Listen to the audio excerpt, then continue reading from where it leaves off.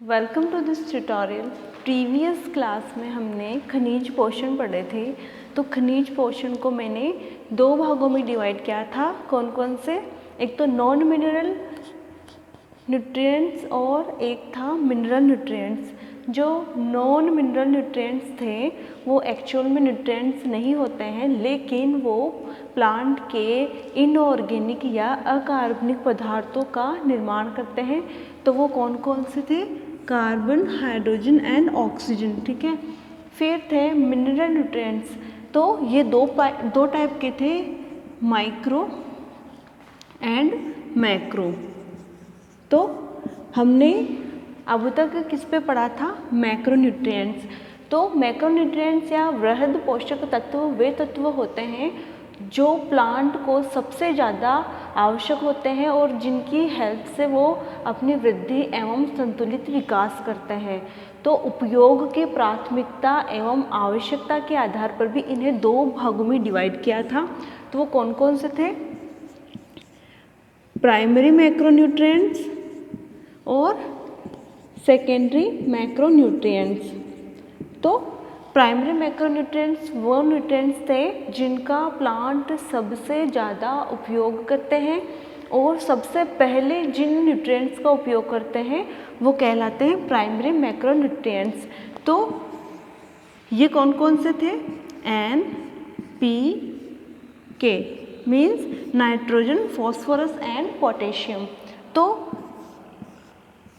Nitrogen, phosphorus and potassium, इन तीनों को critical elements भी कहते हैं। क्रिटिकल एलिमेंट्स मीन्स क्रांतिक तत्व। क्रांतिक तत्व क्यों कहेंगे? क्योंकि ये जो मिनरल न्यूट्रिएंट्स हैं वो मिट्टी में कम मात्रा में पाए जाते हैं, लेकिन प्लांट की वृद्धि एवं विकास के लिए सबसे अधिक यूज़ लिए जाते हैं और प्लांट इनका सबसे पहले यूज़ लेते हैं। ठीक है। और इसलिए इन्हें क्रिटिकल एलिमेंट्स कहते हैं। सेकेंड है आपके सेकेंडरी मैक्रोन्यूट्रिएंट्स। तो इसमें कौन कौन से थे? Calcium, magnesium and sulphur. तो प्राइमरी मैक्रोन्यूट्रिएंट्स के बाद में प्लांट्स जिन न्यूट्रिएंट्स को प्राथमिकता देते हैं वो है सेकेंडरी मैक्रोन्यूट्रिएंट्स, जिसमें आता है कैल्शियम, मैग्नीशियम और सल्फर। और इनके बारे में मैं कल बता चुकी कि इनके सिम्टम्स क्या क्या होते हैं। मोस्टली जो कॉमन सिम्टम्स थे वो थे हरिमाहीनता मीन्स क्लोरोसिस, है ना, पौधों की वृद्धि का प्रभावित होना, उनमें कोशिका विभाजन रुक जाना, उनमें प्रोटीन या आरएनए का सिंथेसिस कम हो जाना, और उनमें किसी जैसे कि तंबाकू में डाउन साइन डिजीज़, ऐसी कुछ डिजीज़ थी और उनमें पत्तियों का पीला होके झड़ जाना, उनकी शिराओं का पीला हो जाना, ये सभी सिम्टम्स सेकेंडरी मैक्रोन्यूट्रिएंट्स की वजह से देखने को मिले थे। और क्रमशः इन्हीं से संबंधित उर्वरकों से उन्हें उपचारित किया गया था। फिर आपके आते हैं जो मिनरल न्यूट्रिएंट्स थे, उनके अंदर हमने मैक्रोन्यूट्रिएंट्स में क्या क्या पढ़ा था? Primary macronutrients and secondary macronutrients means nitrogen, phosphorus and potassium पढ़ा था। फिर हमने सेकेंडरी मैक्रोन्यूट्रिएंट्स में क्या क्या पढ़ा था? Calcium, magnesium and sulphur. जो आज हम पढ़ेंगे वो पढ़ेंगे माइक्रोन्यूट्रिएंट्स। माइक्रोन्यूट्रिएंट्स वे न्यूट्रिएंट्स होते हैं जिनकी प्लांट में वृद्धि एवं विकास के लिए आवश्यकता तो होती है, लेकिन ये प्लांट द्वारा कम मात्रा में अवशोषित किए जाने वाले तत्व होते हैं। तो आएगी हेडिंग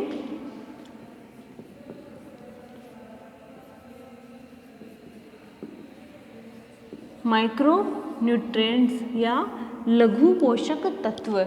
तो फर्स्ट आएगा इसमें बोरोन। तो यह बोरिक आयन के रूप में भी पाया जाता है। तो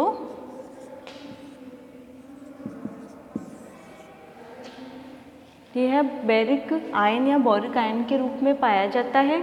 और इसके अलावा ये भूमि की सतह में पाया जाता है और बोरेट आयन बोरिक एसिड के रूप में ये पाया जाएगा। तो सबसे पहले हम जिस मैक्रोन्यूट्रिएंट की बात करेंगे वो है बोरॉन, जो बोरिक एसिड या बोरेट आयन के रूप में प्लांट्स को प्राप्त होता है। फिर उसके अलावा इससे क्या प्रभाव पड़ता है कि जो प्लांट्स होते हैं उन पे इसकी कमी से क्या प्रभाव पड़ेगा कि उसमें शुगर एंड कार्बोहाइड्रेट्स का संश्लेषण कम हो जाएगा। तो अगर हम इसके कार्य की बात करें, इंडिविजुअल कार्य की, तो जैसे कि हमने कल इंडेक्स बना के पढ़ा था वो थे मैक्रोन्यूट्रिएंट्स। आज हम बात करें माइक्रोन्यूट्रिएंट्स। तो क्योंकि उनकी प्लांट्स में कम मात्रा काम में आती है तो इनका स्रोत क्या होते हैं, ये बोरिक एसिड या बोरेट आयन के रूप में प्राप्त होते हैं। ठीक है, फिर अगर हम उसके कार्यों की बात करें तो यह शुगर एंड कार्बोहाइड्रेट का संश्लेषण करते हैं। उसके अलावा यह कैल्शियम एंड पोटेशियम की मात्रा का नियंत्रण करते हैं। मीन्स किसी सेल में पोटेशियम आयन और कैल्शियम आयन कितनी मात्रा में है ये बोरिक या बोरॉन डिसाइड करेगा कि उसमें कितनी मात्रा में होते हैं, तो उसका नियंत्रण करते हैं। ठीक है, इसके अलावा ये फोटोसिंथेसिस में काम में आते हैं। मीन्स ये प्रकाश संश्लेषण में काम में आएंगे। अब क्या होता है, इनकी जो कमी होती है तो क्या असर होता है। फर्स्ट थिंग तो ये कि उनमें शुगर का स्थानांतरण नहीं होगा। अगर किसी प्लांट में बोरॉन नहीं होता है तो उसमें शुगर ट्रांसपोर्ट नहीं होगा। मीन्स उसमें शर्करा का परिवहन नहीं होगा, जिससे क्या प्रभावित होगी, उसकी वृद्धि प्रभावित होगी। वृद्धि क्यों प्रभावित होगी कि मान लो ये कोई प्लांट है तो ये शुगर अगर उसके शीर्ष तक नहीं पहुंच पाएगा तो उसमें सेल डिविजन्स नहीं होंगे और जब कोशिका विभाजन नहीं होगी तो उसकी वृद्धि ऑटोमेटिकली ही रुक जाएगी। ठीक है, इसके अलावा उसमें मीन्स अगर मैं चुकंदर की बात करूं, बीट रूट, तो चुकंदर में बोरॉन की कमी से कौन सा रोग होता है, हार्ट रोट डिजीज, या शुगर केन या गन्ने में होगा ड्राई रॉट डिजीज। ठीक है, तो बोरॉन की कमी से कौन कौन सी डिजीज होगी, चुकंदर में तो हार्ट रॉट और गन्ने में ड्राई रॉट डिजीज होगी। इसके अलावा मटर में होगी कैंकर, मटर में कैंकर डिजीज होगी। इसका उपचार क्या है कि बोरेट आयन युक्त उर्वरकों से उसे उपचारित किया जाता है। उसकी पत्तियों पे छिड़काव करेंगे तो इसकी कमी से जो रोग हुआ है उसको हम कंट्रोल कर सकते हैं। फिर हम बात करते हैं आपके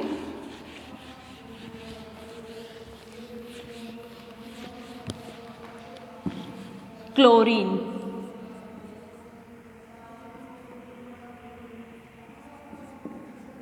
तो क्लोरीन किस रूप में प्लांट्स को प्राप्त होगा, यह एनवायरमेंट में क्लोराइड आयन के रूप में पाया जाता है। तो कहाँ से प्राप्त होगा, ये क्लोराइड आयन के रूप में। अब इसके कार्य क्या होते हैं कि ये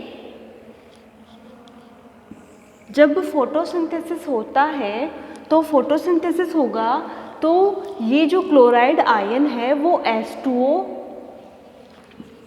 फोटोसिंथेसिस की उपस्थिति में H2O मीन्स जल को हाइड्रोजन और इलेक्ट्रॉन में मुक्त करने का कार्य करता है।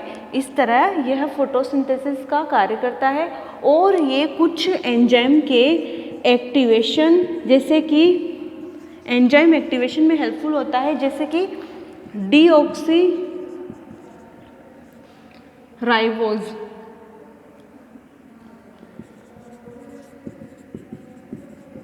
जिनेज आदि, या आइसोमरेज आदि एंजाइम के एक्टिवेशन में हेल्पफुल होता है। और इसके अलावा ये क्या कार्य करेगा कि जो प्लांट्स में विभज्योतिकी क्षेत्र है उनमें डिविजन्स को नियंत्रित करता है। इसकी कमी से क्या होगा कि मैंने इसको बता दिया कि यह फोटोसिंथेसिस में हेल्पफुल होता है, तो उसमें फोटोसिंथेसिस लो हो जाएगा, ठीक है, और पत्तियाँ मुरझा जाएगी, हरिमाहीनता आ जाएगी। ये जो हरिमाहीनता, उत्तक क्षय, पत्तियों का पीला पड़ना, ये मोस्टली जो तत्व है उनकी कमी से ये जो कॉमन सिम्टम्स है वो उत्पन्न होते हैं। एक बार ध्यान रखना कि प्लांट्स में अगर कोई डिजीज़ है या कोई डेफिशिएंसी है तो उसका सबसे पहला असर होगा उसकी पत्तियों पे, बाद में कंप्लीट प्लांट बॉडी की डेथ हो जाती है। तो इसको उपचारित कैसे करेंगे? क्लोराइड युक्त आयनों से उसे उपचारित करते हैं। फिर है आपके कॉपर। तो कॉपर क्यूप्रस आयन या क्यूप्रिक आयन के रूप में प्रकृति में पाया जाता है। फिर क्या होता है, ये तो हुआ इसका सोर्स, मीन्स ये आयन कैसे प्लांट को प्राप्त होगा। फिर होगी इसके कार्य। तो इसका कार्य क्या होता है कि यह फोटोसिंथेसिस में यूज होने वाले प्लास्टोसाइनिन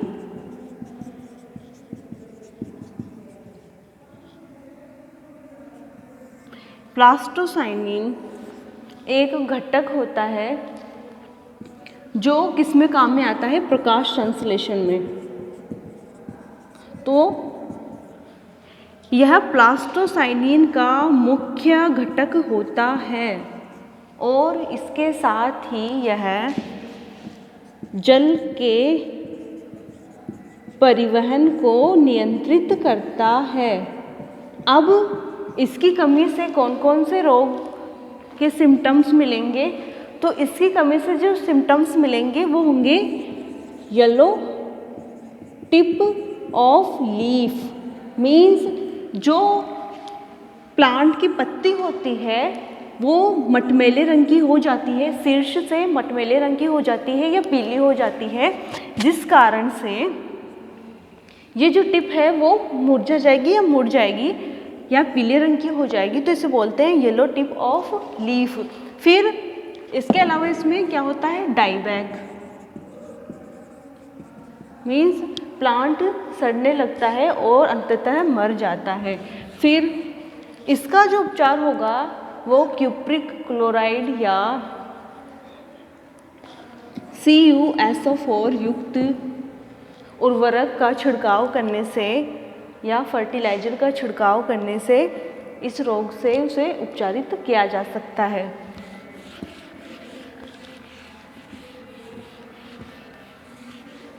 फिर है आपके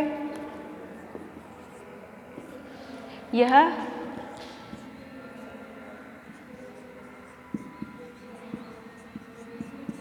फेरिक आयन के रूप में या फेरस आयन के रूप में प्लांट्स को प्रकृति से प्राप्त होता है। वो सोइल से हो सकता है, ठीक है।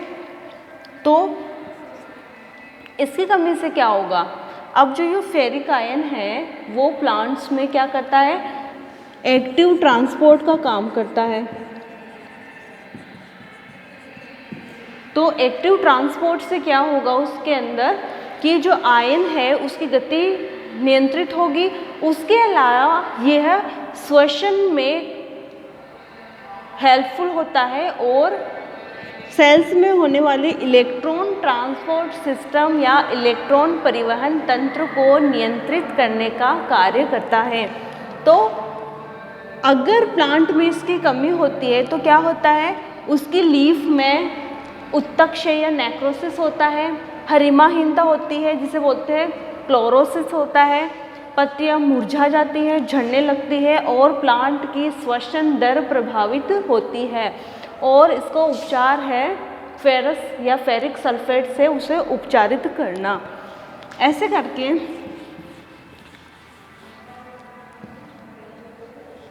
आपके हैं निकल, तो यह भी आयनों के रूप में प्लांट को प्राप्त होता है। इसकी कमी से क्या होता है, वही सेम सिम्टम्स कि पत्तियों में हरिमाहीनता आ जाती है, प्लांट ड्वार्फ रह जाता है, उसकी ग्रोथ रुक जाती है, वो रोजेट प्रकार का हो जाता है, उस पे नीले बैंगनी रंग के धब्बे बन जाते हैं और उसके अलावा उसमें क्लोरोफिल कंटेंट ख़त्म हो जाता है, जिससे मैं बोल सकती हूँ हरित लवक कम हो जाता है। और इसका उपचार क्या है, निकल युक्त उर्वरकों का छिड़काव। ऐसे करके आपके टोटल 8 माइक्रो न्यूट्रिएंट्स हैं या 8 लघु पोषक तत्व हैं, जो मेनली अगर समराइज करूँ उनको या संक्षिप्त में आपको बताऊँ तो उनके मेन सिम्टम्स कौन कौन से होंगे।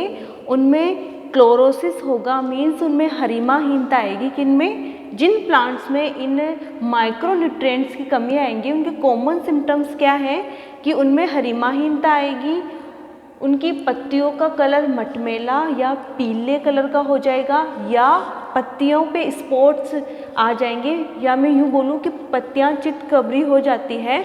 उसके अलावा उसके विभज्योत क्षेत्र प्रभावित होते हैं और पत्तियाँ झड़ने लगती है, प्लांट की ग्रोथ रुक जाती है, प्लांट रोजेट टाइप का हो जाता है। सबसे ज़्यादा अफेक्ट होने वाली चीज़ें हैं, फोटोसिंथेसिस की क्रिया उसमें प्रभावित होगी, उसके अलावा उसमें श्वसन प्रभावित होगा, कोशिकाओं के मध्य जो आयनों का स्थानांतरण है वो प्रभावित होगा और उसमें जल का परिवहन भी प्रभावित होगा। इस तरह प्लांट्स में जो सिम्टम्स निकलेंगे वो फर्स्ट ऑफ ऑल उसकी पत्तियों पे देखने को मिलते हैं, देन उसके स्टेम पे और लास्ट में उसके रूट्स में।